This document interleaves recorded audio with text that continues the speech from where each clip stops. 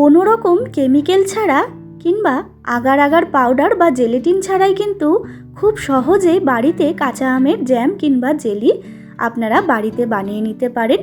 এটা বাড়িতে বানানো যেমন সহজ, খেতেও কিন্তু ভীষণই টেস্টি হয়। মাত্র 10 মিনিটেই এটা তৈরি হয়ে যায়। নমস্কার বন্ধুরা, মায়ের রান্না অ্যান্ড ব্লগ চ্যানেলে আপনাদের সকলকে জানাই অনেক স্বাগত। আজ আমি হাজির হয়েছি কাঁচা আমের জ্যাম জেলি রেসিপি নিয়ে। আমার এই রেসিপিটা জানতে কিন্তু সম্পূর্ণ ভিডিও দেখতে হবে।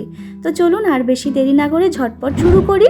তার আগে যারা এখনও চ্যানেলটাকে সাবস্ক্রাইব করেননি তারা অবশ্যই চ্যানেলটা সাবস্ক্রাইব করে পাশে থাকা বেল আইকনটা ক্লিক করে রাখবেন। তো আমি জ্যাম জেলি বানানোর জন্য এখানে 2টো কাঁচা আম নিয়েছি। এবার আমের খোসাটা ছাড়িয়ে কিন্তু আমটাকে টুকরো টুকরো করে কেটে নিয়েছি। দেখতেই পাচ্ছেন আমটা কিন্তু কেটে ভালো করে ধুয়ে পরিষ্কার করে নিতে হবে। তারপর গ্যাসে আমি আগে থেকে একটা কড়াইয়ের মধ্যে জল গরম করে রেখেছিলাম। সেই গরম জলের মধ্যে আমি কেটে রাখা টুকরো করা আমগুলো দিয়ে দিচ্ছি। আর আমের আটিগুলো কিন্তু ফেলে দিতে হবে। এবার ভালো করে সেদ্ধ করে নিয়েছি।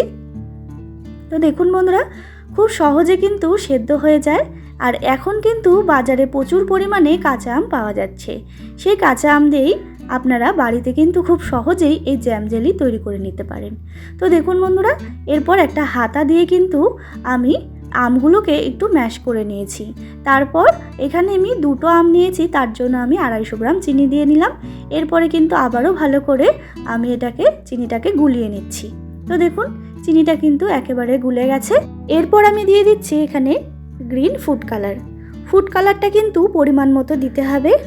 ফুড কালারটা দিলে কিন্তু যেহেতু এটা কাঁচা আমের, এটা দেখতে ভীষণই সুন্দর হয়। তো দেখুন বন্ধুরা, আমার কিন্তু একেবারে তৈরি হয়ে গেছে এই কাঁচা আমের জেলিটা। কিছুটা প্রসেস কিন্তু আমার এখানে তৈরি হয়ে গেছে। এরপর আমি ঠান্ডা করে একটা বাটির মধ্যে নামিয়ে নিচ্ছি। আপনারা চাইলে কাচের বয়মেও কিন্তু এটা রেখে দিতে পারেন। এটা কিন্তু ঠান্ডা হয়ে গেলে একেবারে জ্যাম কিংবা জেলির মতো তৈরি হয়ে যাবে। এখানে আর একটা কথা বলে রাখি, এই কাঁচা আমের জ্যাম জেলিটা যদি আপনারা ফ্রিজে স্টোর করতে চান তাহলে এর মধ্যে একটু ভিনিগার মিশিয়ে দেবেন। তাহলে কিন্তু এটা দীর্ঘদিন পর্যন্ত স্টোর করে রাখতে পারবেন। এটা কিন্তু একেবারেই নষ্ট হবে না। তো দেখুন বন্ধুরা, আমার কিন্তু একেবারে তৈরি। এরপর একটা ব্রেডের মধ্যে মাখিয়ে নিয়ে আপনারা পরিবেশন করুন। ভীষণই ভালো লাগে, বাচ্চা থেকে বড় কিন্তু সকলেই এটা ভীষণ পছন্দ করবেন। তো বন্ধুরা, আমার এই কাঁচা আমের জ্যাম জেলি রেসিপিটা কেমন লাগলো অবশ্যই কমেন্ট করে জানাতে ভুলবেন না। ভালো লাগলে অবশ্যই একটা লাইক শেয়ার করবেন। আর যারা এখনও চ্যানেলটা সাবস্ক্রাইব করেননি তারা অবশ্যই চ্যানেলটা সাবস্ক্রাইব করে পাশে থাকবেন।